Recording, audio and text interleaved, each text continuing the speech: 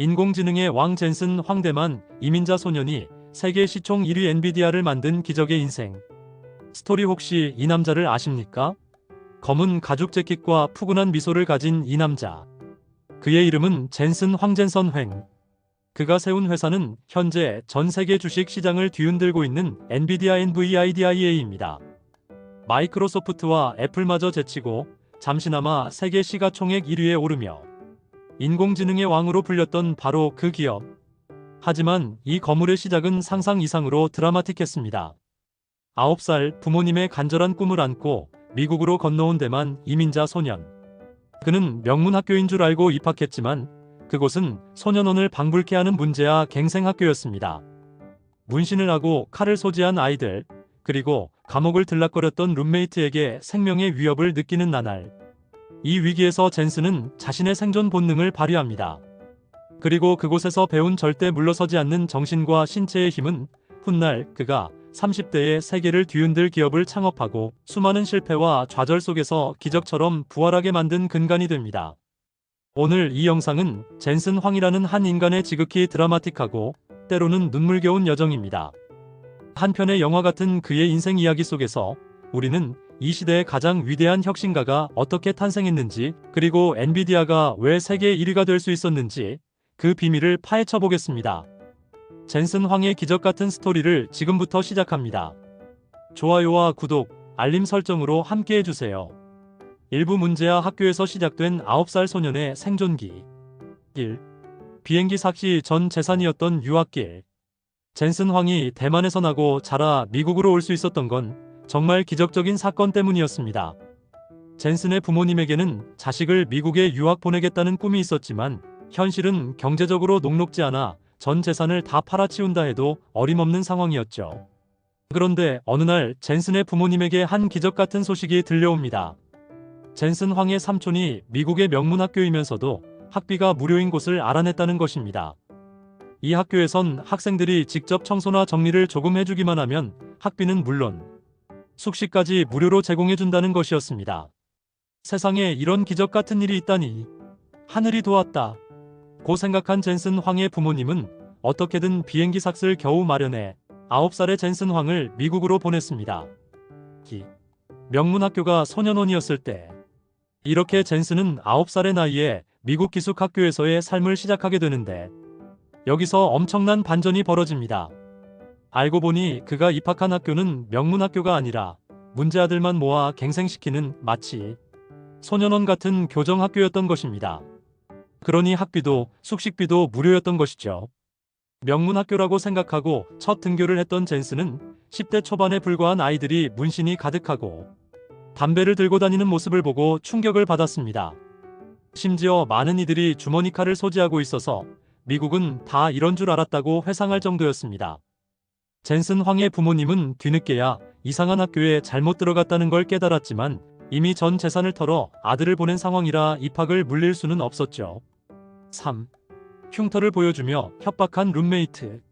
문제아들만 모여있던 곳이다 보니 젠슨의 기숙사 룸메이트 역시 무시무시한 인물이었습니다. 무려 8살 연상의 형으로 교도소 생활을 오래 하다 보니 학년을 낮춰 입학한 학생이었죠. 젠슨은 룸메이트와 처음 만난 그날을 영원히 잊을 수 없었습니다.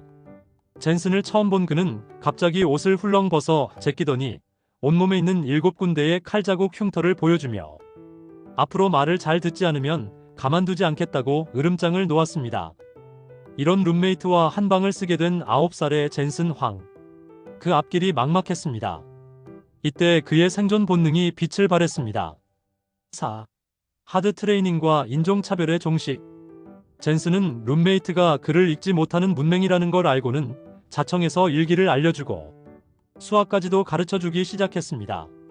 이런 작은 동양인의 친절함에 감동한 룸메이트는 자신 또한 보답을 해주고 싶다며 운동 하나만큼은 자신 있으니 젠슨의 비실비실한 몸을 바꿔주겠다고 했죠. 이에 젠슨에게 밤마다 팔굽혀펴기 100개를 시키는 하드한 트레이닝을 해주며 다부진 몸매를 만들어줬습니다. 어쩌면 반강제적으로 운동을 한 것일 수도 있지만 신체를 가꾸다 보니 젠슨 황에게는 의외의 반전이 찾아옵니다. 바로 그를 향한 인종차별이 줄어들기 시작한 것입니다. 당시 젠슨은 전교에서 거의 유일한 동양인이었던지라 인종차별의 타깃이었습니다. 백인 학생들은 등굣길의 위험한 다리를 지나가는 젠슨을 기다렸다가 다리를 흔들어대곤 했고 직접적인 주먹질도 당했습니다.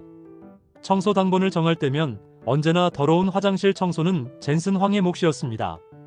그랬던 그가 룸메이트의 특훈을 받으며 다부진 몸이 되자 백인들은 예전처럼 그를 무시하지 못했습니다. 이때 젠슨 황이 좌우명으로 살았던 말은 이것이었다고 합니다. 나는 싸움을 먼저 걸지는 않지만 싸움을 걸어오면 절대 물러서진 않는다. 2부 숙제 데이트로 잡은 첫사랑과 30살 CEO 약속. 1. 오리건 주립대에 간 이유. 젠슨 황은 워낙 성실하게 공부를 하던 학생이었기에 또래보다 1년을 더 빠르게 조기 졸업했습니다. 어쩌면 살벌한 학교를 하루라도 더 빨리 벗어나기 위해 더 기를 쓰고 조기 졸업을 한 것일지도 모르죠. 그는 이 지역의 주립대학에 진학했습니다.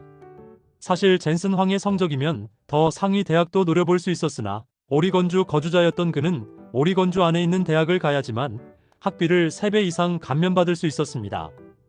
경제적으로 어려웠던 그로서는 불가피한 선택이었죠. 그런데 돈이 부족해서 가게 된 이 대학으로 인해 젠슨의 인생은 완전히 바뀌게 됩니다. 경쟁률 2473, 첫사랑을 잡는 전략.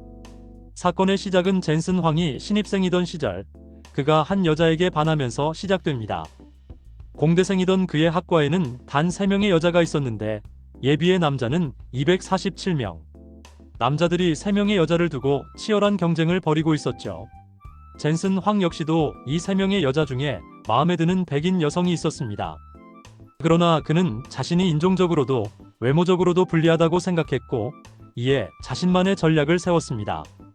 다른 남자들이 경제력, 외모, 유머러스함 등을 내세운 것에 반해 젠슨은 좋아하는 여자 앞으로 가서 학교 숙제를 보여줬습니다. 자신과 함께 매주 숙제를 하면 전 과목어가 확실하다며 호언장담을 했죠. 로리로리라는 백인 여성은 젠슨 황과 함께 학교 숙제를 하기 시작했습니다. 실제로 젠슨 황의 자신감이 허풍이 아니었던 것이 가장 악명 높은 교수님의 어려운 과제마저도 척척 해낼 정도였죠. 로리는 날이 갈수록 젠슨 황을 믿고 의지하게 되었고 어느덧 매주 일요일은 단둘이 만나 함께 숙제를 하는 일명 숙제 데이트의 날이 되었습니다. 3. 30살 CEO가 되어 호강시켜주겠다. 어느새 숙제 데이트는 영화 데이트, 여행 데이트 등으로 거듭나기 시작했고 결국 이 둘은 자연스럽게 연인 사이가 되었죠. 그렇게 꽁냥꽁냥 연애를 하던 어느 날 젠슨은 로리에게 파격적인 발언을 합니다. 나와 결혼을 해주면 30살의 어엿한 회사의 CEO가 되어 호강시켜주겠다. 그동안 젠슨의 똑똑함과 성실함을 가까이서 봐온 로리는 이 말을 그저 근거 없는 허풍으로 보지 않았고 당신이라면 진짜 그럴 수 있을 것 같다며 프로포즈를 받아들였습니다. 그렇게 해서 이 둘은 대학을 졸업하던 그해 곧바로 결혼식을 올렸죠. 짝사랑하던 첫사랑과 결혼까지 하게 된 데다가 현재까지도 애처가로 유명한 젠슨 황의 모습은 평생 한 명의 여자만을 사랑하는 로맨티스트 그 자체로 여겨집니다. 3부 주라기 공원 쇼크와 파산 직전의 기적. 1. AMD에 잘나가던 직장을 때려치운 이유. 결혼 이후 젠슨 황은 성공적인 취업을 했습니다. 유명한 반도체 기업 AMD에 입사해 꽤 괜찮은 연봉을 받았죠.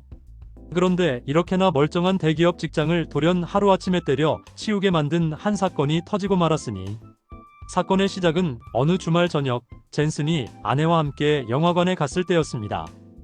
이날 본 영화 한 편이 그에게 엄청난 충격을 선사했고 이 영화는 바로 당시 수많은 사람들에게 충격적인 비주얼 쇼크를 안겼던 그 영화 주라기 공원이었습니다.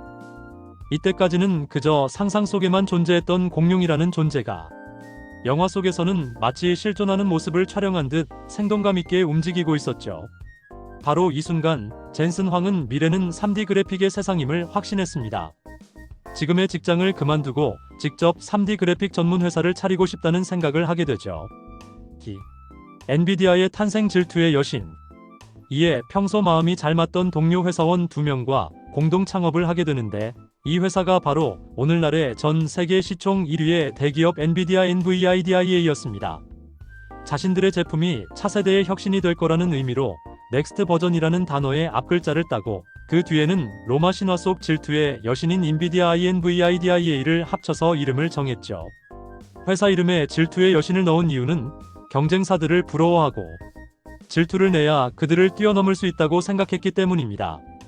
그리고 언젠가 업계 탑이 되어 그때는 오히려 우리 회사가 다른 기업들의 시기, 질투의 대상이 되겠다는 당찬 포부가 담겨 있기도 했죠. 실제로 오늘날의 엔비디아는 모두가 부러워하는 세계 1위 기업이 되었으니 회사명 하나만큼은 기가 막히게 정한 듯 싶습니다. 어쨌든 엔비디아를 창업했을 당시 젠슨 황의 나이는 30세. 결혼 전 아내에게 말했던 30살의 CEO라는 약속을 지킨 셈이죠. 3. 첫 제품의 대실패, 파산 직전의 위기. 회사를 설립한 젠슨 황은 게임 쪽으로 그래픽 사업을 하려 했습니다. 영화에 비해 게임 쪽은 아직 그래픽 발전이 더딘 상황이었기에 게임 그래픽이야말로 향후 유망한 산업이라고 믿었죠.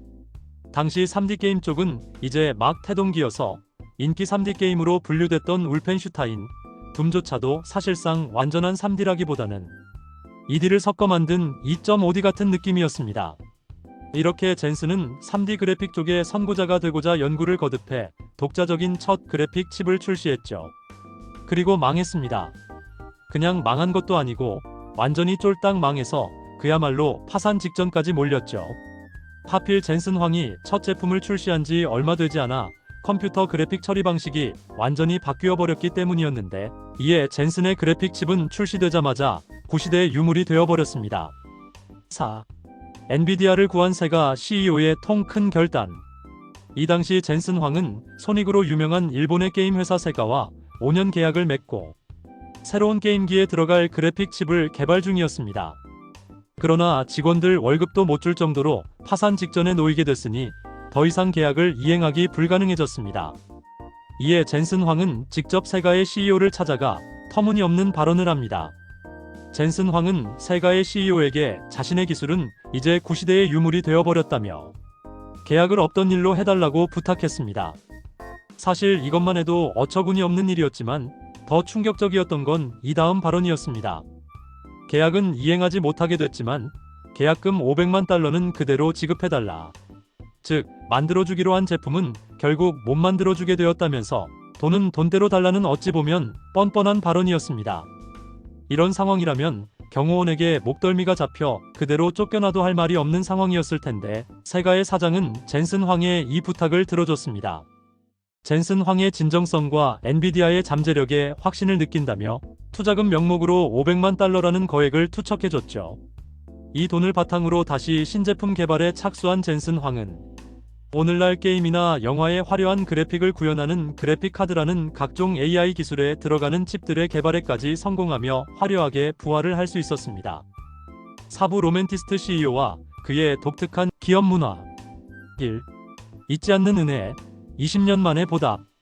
젠슨은 세가의 사장을 늘 인생의 은인으로 여겼습니다. 강연이나 인터뷰에서 그를 가리켜 엔비디아를 구한 사람이라고 공개적 감사를 표했고, 단순히 말뿐만 아니라 행동으로도 은혜를 갚았습니다. 일단 투자해줬던 $500만 3배에 달하는 $1,500만 돌려주었고, 이로부터 무려 20년이 지난 시점에는 한 특별한 행동으로 세가의 사장을 크게 놀라게 했죠. 2017년 어느덧 80대를 앞두고 있던 세가의 사장이 이제는 세계적인 거물이 된 젠슨 황에게 옛 친구로부터 아는 제목의 이메일을 보낸 적이 있었습니다. 바쁜 시간을 방해해 미안하다며 혹시 AI 강연의 짧은 영상 편지라도 보내줄 수 없겠냐고 물었죠. 몇 시간 지나지 않아 젠슨 황에게서 바로 답장이 날아왔습니다. 내가 어떻게 당신을 잊겠습니까? 당신을 위해서라면 모든 걸 해드릴 수 있습니다. 그러더니 영상 편지로 할 것이 아니라 본인이 직접 일본으로 가서 함께 해주겠다고 했습니다. 젠슨은 진짜로 일본으로 날아가 오랜만에 그의 두 손을 덥석 잡았고 장시간의 연설까지 해주었습니다. 이 두 남자의 우정은 그 자리에 있던 모든 이들에게 큰 울림을 주었죠. 가죽 재킷과 가족 사랑. 젠슨 황은 세계적인 CEO 중에서도 유독 가족적인 것으로 유명합니다. 어떤 거물 CEO들이 가족보다는 일을 더 중시하는 이미지가 많은 반면, 젠슨 황은 아무리 바빠도 한 달의 횟수를 정해놓고 꼭 가족과 식사하는 시간을 확보한다고 합니다.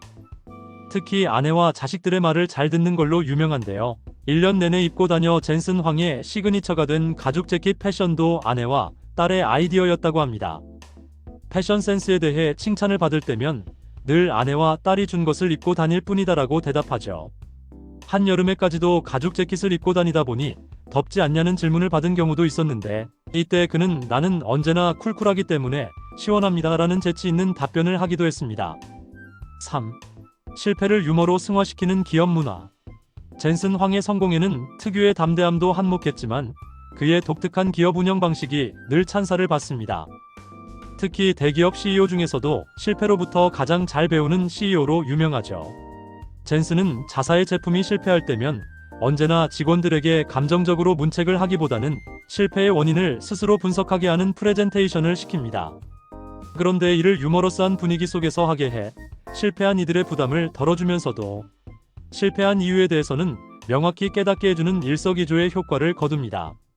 엔비디아의 일명 실패 발표에는 여러 레전드 일화들이 있는데 그중 영상으로까지 남아있는 한 유명한 사건이 있습니다. 그때는 엔비디아의 한 그래픽 카드가 요란한 소음과 발열 문제로 인해 출시 직후 처참히 망했을 때였습니다. 이때 엔비디아 직원들은 이 실패 발표에서 이 제품의 끔찍한 소음을 일상 속의 다양한 기기로 패러디했습니다. 드라이기로 써서 머리를 말린다든지 진공 청소기로 사용한다든지 심지어 발열이 엄청나다며 그래픽 카드 위에다 스테이크까지 굽는 자학 개그를 선보였습니다. 이렇듯 젠슨은 실패한 직원들을 해고하기보다는 한번 뽑은 직원은 내 사람이라는 마인드로 믿고 교육시키고 또 계속 기회를 줘 결국에는 해내게 만드는 CEO로 유명합니다.